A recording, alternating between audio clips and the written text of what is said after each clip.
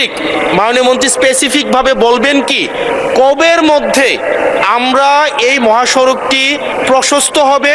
এবং স্পিকার, একদম ছোটবেলা থেকেই আমরা এই মহাসড়ক দিয়ে যাতায়াত করি এবং সারা বছর ব্যাপী এই রাস্তায় আমরা দেখি কেউ না কেউ মাপতেছে, কেউ একটু ইট আনতেছে, কেউ একটু বাইপা যাইতেছে, এবং আমরা সারা বছর একটা ফিল থাকে এই রাস্তার কাজ এই বুঝি এই মাসে হয়ে যাবে, ওই মাসে হয়ে যাবে।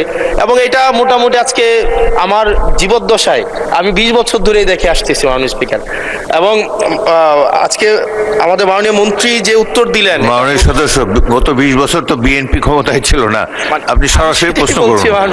স্পিকার, এখন এমনি কুমিল্লা নিয়ে কিন্তু বিগত সরকারের একটা অ্যালার্জি ছিল, কুমিল্লার শুনলে একটা অ্যালার্জি, এবং এই সংসদেও কুমিল্লাকে কটাক্ষ করা হয়েছে মাল্টিপল টাইমস। এবং কুমিল্লা একটা স্বনির্ভর একটা উপজেলা শুধুমাত্র রেমিটেন্স যোদ্ধাদের কারণে, কারণ আমাদের মাইক্রো ইকোনমিটা ভালো, বিদেশে মানুষ থাকে মধ্যপ্রাচ্যে বিশেষ করে, এবং যেহেতু এখানে লিকুইডিটি ফ্লোটা ভালো, মাইক্রো ইকোনমিটা ভালো। কিন্তু আমরা যদি এই ইনফ্রাস্ট্রাকচারের অবস্থা দেখি, বাংলাদেশের সবচেয়ে বাজে ইনফ্রাস্ট্রাকচার হচ্ছে আমাদের কুমিল্লাতে। আজকে মাননীয় মন্ত্রী যে উত্তর দিলেন, এই উত্তর আমাকে অনেক বেশি আশাহত করেছে। এটা হচ্ছে, হবে, কবে হবে, কোন স্পেসিফিক উত্তর মাননীয় মন্ত্রী মহোদয়ের কাছ থেকে আমি পাই নাই। আমি স্পেসিফিক, মাননীয় মন্ত্রী স্পেসিফিক ভাবে বলবেন কি কবের মধ্যে আমরা এই মহাসড়কটি প্রশস্ত হবে এবং একটা গাড়ি আরেকটা গাড়িকে ক্রস করার জন্য দুর্ঘটনার শিকার হবে না। বাচ্চারা, মাননীয় স্পিকার আপনাকে জানিয়ে রাখি, এখানে 100-র বেশি আমাদের শিক্ষা প্রতিষ্ঠান এই রোডের আশেপাশে আছে। এখন প্রতিনিয়ত যে দুর্ঘটনাগুলো ঘটছে, এটির দায়ভার কে নিবে? আমরা এই অঞ্চলটা, আমার এখানে 5টা এমপি আছে, আমি যেই রাস্তার কথা বলছি ওই রাস্তার 5টা এমপি আজকে এখানে বসা আছে। ধন্যবাদ। সবাই আমাদের এলাকার কাছে আমরা লজ্জিত। ধন্যবাদ মাননীয় সদস্য। মাননীয় মন্ত্রী।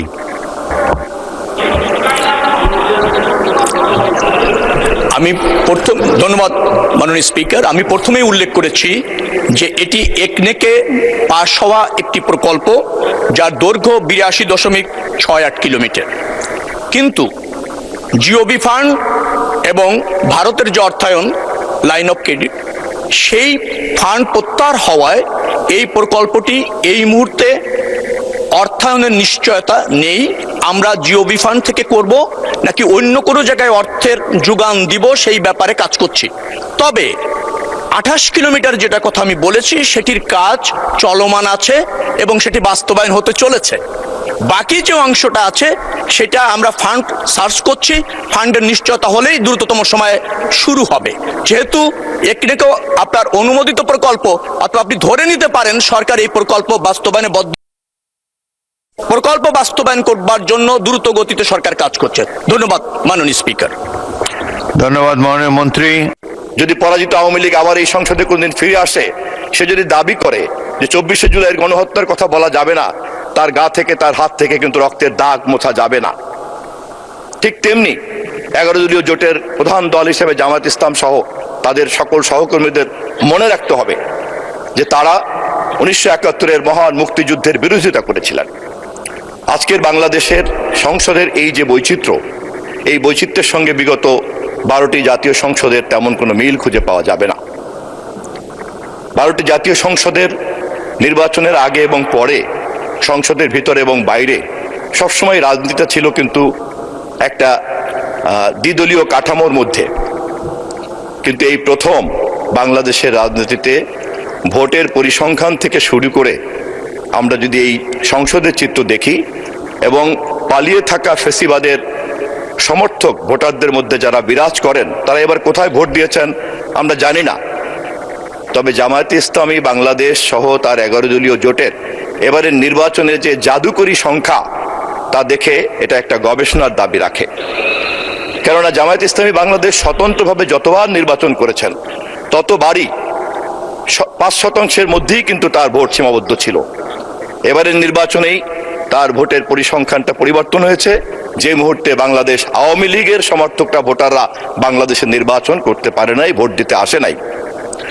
আমরা আজকে এই সংসদে যখন প্রবেশ করেছি, তখন এমন একটা বাংলাদেশকে নিয়ে প্রবেশ করেছি যেখানে প্রায় 30 লক্ষ কোটি টাকার ঋণ এই দেশের ঘাড়ে চেপে আছে। আমাদের মাননীয় অর্থমন্ত্রী ইতিমধ্যে এই বিষয়ে কাজ করছেন মাননীয় প্রধানমন্ত্রীর নির্দেশে। আমাদের বিদ্যুৎ মন্ত্রী দায়িত্ব নেওয়ার পরেই মধ্যপ্রাচ্যের যুদ্ধের সংকট মোকাবেলা করছেন এবং হরমুজ প্রণালী দিয়ে যে সমস্ত দেশে জ্বালানি রপ্তানি করে বা আমদানি করে সেই সমস্ত দেশ সকলেই এই সংকটের মধ্যে পড়েছে এবং সবাই হাবুডুবু খাচ্ছে এই সংকট সমাধান করার জন্য। ইতিমধ্যেই বিরোধী দলের সমর্থন সহ আমরা এই বিষয়ে সংসদে একটা জাতীয় ঐক্যমত তৈরি করতে পেরেছি এই সংকট কিভাবে মোকাবেলা করা যায়। আমি আমার বক্তব্যের এই প্রসঙ্গে বিরোধী দলকেও ধন্যবাদ জানাচ্ছি। আমরা শেয়ার বাজারের দিকে যদি তাকাই দেখব আমরা যেদিন ক্ষমতা নিয়েছি সেদিনও পর্যন্ত দৈনিক টার্নওভার ছিল 500 কোটি টাকার মতো। গতকালকে আমি খবর নিলাম এটা এখন 1000 কোটি টাকায় উন্নীত হয়েছে। রেমিটেন্সের খবর নিতে গিয়ে দেখলাম সেখানেও উন্নতির একটা ছোঁয়া লেগেছে। কিন্তু 30 লক্ষ কোটি টাকার বাজেটের ঋণের বোঝা মাথায় নিয়ে আমাদের মাননীয় অর্থমন্ত্রী 8 লক্ষ কোটি টাকার বাজেট হয়তো আগামী 1 মাস পরে পেশ করতে যাবেন। আইন শৃঙ্খলা সম্পর্কে আমাদের মাননীয় স্বরাষ্ট্রমন্ত্রী গত কয়েকদিন আগে একটা চিত্র দিয়েছেন। সেই চিত্রে দেখা যাচ্ছে যে খুব শ্রথ গতিতে আইন শৃঙ্খলা পরিস্থিতির একটা উন্নতি ঘটতে যাচ্ছে। সামগ্রিকভাবে এই জাতীয় সংসদ এবং এই সরকার এমন একটা উত্তরাধিকার সূত্রে আমরা সংকটকে পেয়েছি যে সে কারণে আমাদের সকলেরই কিন্তু জাতির কাছে প্রতিশ্রুতিটা বারবার স্মরণ করা উচিত এবং বিশেষ করে 11 দলীয় জোটকে আমি এ বিষয়ে বিনীতভাবে অনুরোধ করব, আপনারা যেমন করে ঐক্যবদ্ধ এই কমিটিতে অংশগ্রহণ করেছেন, যেমন করে মাননীয় তরুণ সদস্য ফ্যামিলি কার্ডের ব্যাপারে তার ব্যাখ্যা চেয়ে সহযোগিতা করার কথা বলেছেন, ঠিক তেমনি করে অন্যান্য আচরণগুলিতেও আপনারা গঠনমূলক থাকার চেষ্টা করবেন। আমরা জানি যে কোনো আচার আচরণ তার উৎস থাকে রাজনৈতিক দলের তার ইতিহাসে, তার ঐতিহ্যের মধ্যেই। এ কথা খুব কঠিন। যদি পরাজিত আওয়ামী লীগ আবার এই সংসদে কোনদিন ফিরে আসে, সে যদি দাবি করে যে 24শে জুলাইয়ের গণহত্যার কথা বলা যাবে না, তার গা থেকে তার হাত থেকে কিন্তু রক্তের দাগ মোছা যাবে না। ঠিক তেমনি 11 দলীয় জোটের প্রধান দল হিসেবে জামায়াত ইসলাম সহ তাদের সকল সহকর্মীদের মনে রাখতে হবে যে তারা 1971-এর মহান মুক্তিযুদ্ধের বিরোধিতা করেছিলেন। তারা অবিভক্ত পাকিস্তানের পক্ষে ছিলেন। তারা অবিভক্ত পাকিস্তানের পক্ষে ছিলেন। এমনকি তারা এই মুহূর্ত পর্যন্ত বক্তৃতায় অনেকেই বলেছেন তারা শরিয়া আইন কায়েম করতে চান। আহ্বান রেখেছেন আমাদের মহাসচিবের কাছে। এই ব্যাপারে খুব পরিষ্কার একটা ধারণা থাকতে হবে। সংসদে যে উত্তাপ তৈরি হচ্ছে সেই উত্তাপ কেবলই মাত্র কিন্তু এই মুহূর্তের রাজনৈতিক আচরণের সমস্যা না। এই রাজনৈতিক আচরণের সমস্যার গভীর উৎস হচ্ছে কিন্তু আদর্শগত সংকট। যখন কেউ পবিত্র ধর্ম নিয়ে রাজনীতি করে, যখন কেউ স্বাধীনতার চেতনার কিনে ব্যবসা করতে চায়, যখন কেউ হাজার মানুষের শহীদের জুলাই বিপ্লব কিনে ব্যবসা করতে চায়, তখন সেই সমস্ত রাজনৈতিক দল এবং নেতাকর্মীদের এই ধরনের আচার আচরণের সমস্যা হতে বাধ্য। অতএব আজকের যে প্রেক্ষাপটে আমাদের জাতি আমাদের কাছে যে ঐক্য চায়, জাতীয় সংসদে যে ঐক্য চায়, সরকার গঠন করার ক্ষেত্রে আমরা যারা যতটুকু পেরেছি ঐক্যবদ্ধ থেকেছি, বাকিটা সকলে মিলে দেশকে এগিয়ে নিয়ে যাব, সেই কাজ করতে চাইলে পরে আমাদেরকে বিরোধী দলকে সহযোগিতা করতে হবে। কিন্তু বিরোধী দলের মাথায় রাখতে হবে সহযোগিতার ক্ষেত্রে তাদের প্রধান বাধা হচ্ছে তাদের এই আদর্শগত সংকট। আমরা জাতীয়তাবাদী দল বিএনপি ইতিহাস ঘাটলেই দেখা যাবে 1971-এ এই দেশের মানুষ যখন পাকিস্তানিদের বিরুদ্ধে দাঁড়িয়েছে, আমাদের প্রতিষ্ঠাতা শহীদ রাষ্ট্রপতি জিয়াউর রহমানের নেতৃত্বে সেই দিন রাজনৈতিক সংগ্রামকে যুদ্ধের সংগ্রামে রূপান্তরিত করা হয়েছে। 1975-এর পরে যখন জাতি সংকটে পড়ল, তখন আবার আমরা দেখলাম বাংলাদেশ বনাম আওয়ামী লীগের সৃষ্ট সংকট যখন মুখোমুখি দাঁড়ালো, সিপাহী জনতার বিপ্লবের মধ্য দিয়ে আবার আমাদের শহীদ রাষ্ট্রপতি জিয়াউর রহমান সেই সংকট সমাধান করলেন। 1982-তে এরশাদ যখন আমাদের ভোটাধিকারকে কেড়ে নিয়ে দীর্ঘদিন অবৈধভাবে শাসন করলো, গুলি করে মানুষ মারলো, তখনও দেশনেত্রী বেগম খালেদা জিয়ার নেতৃত্বেই জনগণ বনাম স্বৈরাচারের এই যুদ্ধে আমরা বিজয় লাভ করেছি। 2024-এ একই ঘটনা, তারেক রহমানের নেতৃত্বে আবার আমরা ফ্যাসিবাদী হাসিনাকে হটিয়ে এই দেশে নির্বাচন আদায় করেছি এবং এই নির্বাচিত সংসদ নিয়ে বসেছি। অতএব ইতিহাস আমাদেরকে বারবার মাননীয় মন্ত্রী 2 মিনিটে শেষ করেন। 2 মিনিটে শেষ করেন। জি, বাংলাদেশ জাতীয়তাবাদী দল জাতীয় সংকটে বারবার নেতৃত্ব দেয় এবং এই সংকট মোকাবেলা করার ক্ষেত্রে অতীতের শাসকরা রাষ্ট্র ক্ষমতাকে ব্যবহার করে। কিন্তু বাংলাদেশ জাতীয়তাবাদী দল রাজনৈতিক প্রক্রিয়া, গণতান্ত্রিক প্রক্রিয়া, সাংবিধানিক প্রক্রিয়া, যুক্তি তর্ককেই কেবলমাত্র ব্যবহার করে। আজকে পার্লামেন্টও তার প্রমাণ। এই জামাতে ইসলামকে অতীতের সরকারের মধ্যে কারা কারা কি করেছে তারা তা জানেন। আর বাংলাদেশ জাতীয়তাবাদী দল তাদের সঙ্গে ফ্যাসিবাদের কাছ থেকে রক্ষা করে তাদের নাগরিক অধিকারকে ফিরিয়ে দেওয়ার কাজে যেমন সহযোগিতা করেছি, তেমনি আবার আজকের বাংলাদেশে যখন স্বাধীনতা যুদ্ধের চেতনার ভিত্তিতে, মুক্তিযুদ্ধের চেতনার ভিত্তিতে গণতন্ত্রকে প্রাতিষ্ঠানিকীকরণ করতে হবে, সংসদকে কার্যকরী করতে হবে এবং তারেক রহমানের নেতৃত্বে জনগণের এই স্বপ্ন পূরণ করার কাজে সরকারি দল বিরোধী দলের একটা যৌথ দায়িত্ব পালন করতে হবে, তখন সেই দায়িত্ব তাদের কাছে আমরা প্রত্যাশা করি। বাংলাদেশ জাতীয়তাবাদী দলের এই কর্মকাণ্ডকে সম্মান করেই আমি অনুরোধ করব বিরোধী দলকে যে জুলাইয়ের সমস্ত রক্তের দাগ আওয়ামী লীগ মুছে না ফেলা পর্যন্ত এই বিতর্কের যেমন মীমাংসা হবে না, ৭১-এর গণহত্যার প্রশ্নেও একটি গ্রহণযোগ্য অবস্থান তারা না নেওয়া পর্যন্ত এই বিতর্ক চলতেই থাকবে। তবে আশার দিক হচ্ছে এই যে বাংলাদেশ জাতীয়তাবাদী দল একদিকে এই বিতর্ক চালিয়ে যাবে, তা সংবিধানের মধ্যে, সংসদের মধ্যে, গণতন্ত্রের মধ্যে এবং রাজনৈতিক প্রক্রিয়ার মধ্যে, এর বাইরে তা যেতে দিবে না, কিন্তু আপোষ করা হবে না। যে বলেছে রাষ্ট্রপতি অর্ডার দিতে পারে না, রেকর্ডে আছে, মানে এরপরে তিনি বলছেন যেহেতু এর উপর একটা গণভোট হয়েছে, মানে স্পিকার সাদই যদি জায়েজ না হয় তাহলে পরে লিজিটিমেট হয়ে যাবে না বাকিটা। এটা হচ্ছে মোটামুটি কথা। এখন বলছে গণভোট হওয়ার কথা।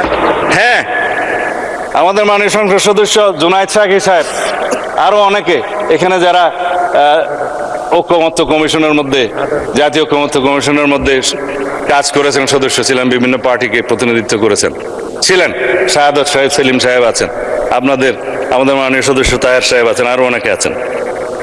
গণভোট হওয়ার কথা প্রস্তাব তো আমিই করেছিলাম বিএনপির পক্ষে। কিসের উপরে করেছিলাম? জুলাই জাতীয় সনদের যখন আপনারা আইনগত ভিত্তি চাচ্ছেন যে এটার একটা আইনগত ভিত্তি রচনা করার দরকার, আমরা বললাম যে ঠিক আছে, সার্বভৌম জনগণের কাছে যাই, তারা এই জুলাই সনদের পক্ষে আছে কিনা আমরা জেনে নেই, একটা রেফারেন্ডাম হতে পারে, রেফারেন্ডামের জন্য একটা অধ্যাদেশ হবে, হলো, সম্মত হলো। জুলাই জাতীয় সনদের উপরে গণভোট তো আমরা মানেই, মাননীয় স্পিকার, জনগণ ভোট দিয়েছে। আমার নেতারা বলেছে যে গণভোটের পক্ষে হ্যাঁ বলুন, বলেছে, কারণ এই জুলাই জাতীয় সনদ স্বাক্ষরিত হওয়ার পরে হঠাৎ করে একটা নাজিল করলো যে জুলাই জাতীয় সনদ উইদিন ব্র্যাকেট সংবিধান সংস্কার আদেশ নামে একটা জিনিস, না বাস্তবায়ন আদেশ 2025 11 নভেম্বর সম্ভবত, কোথায় গেল বইটা, যাই হোক। এখন হ্যাঁ, এইটা হচ্ছে 13 নভেম্বর 2025, এইটা নাজিল হলো মাননীয় স্পিকার। কেউ বলেও নাই, সম্মতও হয় নাই, আলোচনাও হয় নাই। তো সেই জন্যই আমি রাষ্ট্রপতিকে জিজ্ঞেস করছিলাম, মাননীয় রাষ্ট্রপতি, এই আদেশকে আপনি জারি করতে পারেন? তার উপর অনেকে ট্রল করেছে, তিনি বলেছেন যে আমি তো পারি না, আমাকে পারাচ্ছে, সেই জন্য অনেক ট্রল হয়েছে তো তাই। এখন কথা হলো, যিনি ইস্যু করতেন তিনি কেন ইস্যু করলেন, সেই প্রশ্ন তাকে করেছে। এবং এই আদেশের পরে যেই গণভোট অধ্যাদেশটা দেয়া হলো, সেই গণভোট অধ্যাদেশ, আমরা তো গণভোটের জন্য অধ্যাদেশটা মানি, কিন্তু গণভোটের অধ্যাদেশের মধ্যে কি কখনো মানে স্পিকার এইরকম তফসিল দিতে পারে জুলাই জাতীয় সনদের? এই 48টা তফসিল এখানে দেয়া আছে, দিয়ে নোট অফ ডিসেন্টের কোনো পোর্শন এখানে রাখা হয় নাই। It is also a fraudulent ordinance, যে 30টা প্রভিশন আউট অফ 48। এখানে বলা হচ্ছে মানে স্পিকার 4টা প্রশ্ন দেয়া হলো, সেই প্রশ্নগুলো 3 নম্বর সেকশনে আছে। সেই প্রশ্নগুলোর মধ্যে 3.5টা জুলাই সনদের সাথে সামঞ্জস্য আছে, আধাটা প্রশ্ন নাই। সেই আধাটা প্রশ্ন হচ্ছে ওই অবৈধ জুলাই আদেশের উপর ভিত্তি করে। এখন যেটা প্রথম থেকেই অবৈধ, ভয়েড ইন এব ইনিশিও, এবং সেই জিনিসটার উপরে কোনো রকম সম্মতি ছিল না, রাজনৈতিক সমঝোতা ছিল না, জুলাই জাতীয় সনদের যে স্বাক্ষরিত দলিল তার সাথে কোনো মিল ছিল না, এবং সেই এরকম একটা আদেশ কিভাবে অন্তর্বর্তীকালীন সরকার করতে পারে মাননীয় স্পিকার? এবং সেই প্রেসিডেন্টের কি ক্ষমতা আছে? আমরা তো জুলাই জাতীয় সনদ বাস্তবায়নের জন্য যে নোট অফ ডিসেন্টের অংশ দিয়েছে সেই মতে আমাদের নির্বাচনী ইশতেহার আমরা উল্লেখ করেছি প্রত্যেকটা দফা। আমার সাথে নির্বাচনী ইশতেহার আছে এবং প্রত্যেকটা দফা যেখানে নোট অফ ডিসেন্ট আছে নির্বাচনী ইশতেহার উল্লেখ করতে যে আমাদের 3 পাতা বৃদ্ধি পেয়েছে সেটার বহর। তারপরে জনগণের কাছে আমরা গিয়েছি, সেই ম্যানিফেস্টোর উপর আমাদেরকে 51% ভোট দিয়েছে। সংখ্যার দিক থেকে 213টা না 14 জন আমরা এখানে সংসদ সদস্য আছি মাননীয় স্পিকার। এখন সেটা কথা বলছে একটু আগে মাননীয় সদস্য জনাব তাহের সাহেব যে 2/3 মেজরিটির পরিণতি আমরা জানি। মাননীয় স্পিকার, 2/3 মেজরিটি না হলে 1979 সালে 5ম সংশোধনী হতো না, বাকশাল বিলুপ্ত হতো না, বহুদলীয় গণতন্ত্র প্রতিষ্ঠা হতো না এবং জুডিশিয়ারি ইন্ডিপেন্ডেন্স কায়েম হতো না, আর্টিকেল 96 আসতো না, সুপ্রিম জুডিশিয়াল কাউন্সিল আসতো না, এই দেশে মুক্ত গণমাধ্যম আসতো না, এগুলো কিছুই আসতো না। এবং 2/3 মেজরিটি না হলে শেষ পর্যন্ত আমরা আজকে এইখানে যে এসছি জনগণের জন্য প্রত্যাশা পূরণ করার জন্য, আমরা হয়তো সেই সংবিধান সংশোধনী করতে পারতাম না। আমরা অ্যাপ্রোচ করেছি প্রথম দিকের ভাষণে on behalf of the leader of the house that আসুন আমরা একটা সংবিধান সংশোধনী বিশেষ কমিটি করি রুলস অফ প্রসিডিউরের 266 অনুসারে। ওখানে টার্মস অফ রেফারেন্স থাকবে, আমরা আলোচনা করব। এখানে জুলাই জাতীয় সনদ সহ under the sun anything we can discuss there. এবং আমরা একটা let us have a constitution for the future generation. আমরা এখানে আলোচনা করব, কম্প্রোমাইজ করব, আলাপ আলোচনার ভিত্তিতে, সমঝোতার ভিত্তিতে আমরা সেই কনস্টিটিউশনটা গ্রহণ করব। তারা বললেন সংস্কার পরিষদ করতে হবে। আপনারা যদি সংশোধনীকে সংস্কার মনে করে মনে মনে খুশি হতে পারেন, অসুবিধা কি? আসুন ওখানে আলোচনা করি। আপনারা গতকালকে আইনমন্ত্রী সাহেব প্রস্তাব করেছেন যে আমরা সংবিধান সংশোধনী কমিটি করতে চাই, আমরা 12 জনের নাম ঠিক করেছি, আপনারা দয়া করে 5 জনের নাম দেন। আপনারা বললেন যে আমরা এখনো সিদ্ধান্ত নেই, পরে জানাবো। তো জাতি শুনলো যে আমরা চাচ্ছি, আপনারা চাচ্ছেন না। ঢাকা 11 আসন থেকে নির্বাচিত মাননীয় সদস্য জনাব মোহাম্মদ নাহিদ ইসলাম। জনাব মোহাম্মদ নাহিদ ইসলাম, আপনার সময় 25 মিনিট। ধন্যবাদ আপনাকে। মাননীয় স্পিকার, আপনাকে ধন্যবাদ। মাননীয় স্পিকার, বক্তব্য ভেবেছিলাম শুরু করব অন্য বিষয় নিয়ে, কিন্তু আজকের অধিবেশনের দিনের আলোচনায় আমাদেরকে আরো বেশি অবাক করলেন মাননীয় অর্থমন্ত্রী। ফলে অর্থ সেক্টরের কিছু কথা, কিছু বক্তব্য দিয়ে আলোচনা শুরু করছি। আমরা যখনই ব্যাংকিং খাত বা অর্থ সেক্টরের আর্থিক খাতের কথা আসে, মাননীয় অর্থমন্ত্রী একটা বাক্যই বারবার বলেন যে বিএনপির সময়ে এরকম কোনো রেকর্ড নাই যে আর্থিক খাতে বিশৃঙ্খলা হয়েছে। উনি কিছুক্ষণ আগে অস্বীকার করলেন যে বাংলাদেশ ব্যাংকের গভর্নর একটা রাজনৈতিক নিয়োগ, তাদের দলের নির্বাচন কমিটির সদস্য, এবং তিনি এটা অস্বীকার করলেন। আমি মাননীয় স্পিকার টিআইবির একটা তথ্য আপনাদেরকে দিচ্ছি। বর্তমান সরকারি দলের যারা নির্বাচনের প্রার্থী হয়েছেন তাদের 59.41% ঋণগ্রস্ত, এবং যার বেশিরভাগ হচ্ছে সরকারি দলে। সংসদ সদস্যদের 11,000 কোটি টাকার বেশি ঋণ রয়েছে, যার অধিকাংশই সরকারি দলের। এদের অধিকাংশই ঋণ খেলাপি ছিলেন, নির্বাচনের আগে কিছু টাকা ঋণ দিয়ে পুনঃতফসিল করে নিয়েছেন। এবং বর্তমান যে বাংলাদেশ ব্যাংকের গভর্নর, তার স্পেশালিটিটা কি? তার স্পেশালিটি হচ্ছে এই ঋণ পুনঃতফসিল করা, এটাতে তিনি এক্সপার্ট। ফলে তাকে বাংলাদেশ ব্যাংকের গভর্নর কেন দেওয়া হয়েছে এটা খুব পরিষ্কার মাননীয় স্পিকার। এই যে হাজার হাজার কোটি টাকার ঋণ, সেই ঋণগুলো যাতে ঋণ পুনঃতফসিল করতে পারে সেই সুযোগ সুবিধাটা করে দেওয়ার জন্যই বাংলাদেশের ইতিহাসে প্রথমবারের মতো একজন ব্যবসায়ীকে বাংলাদেশ ব্যাংকের গভর্নর দেওয়া হয়েছে। ফলে জাতির সামনে এই জিনিসগুলো পরিষ্কার হয়েছে। এখন সামনের আর্থিক খাতে আরো নিয়োগ তারা কি বিবেচনায় দিবেন, এই জন্য আমরা তাদের উপর আর আস্থা রাখতে পারছি না মাননীয় স্পিকার।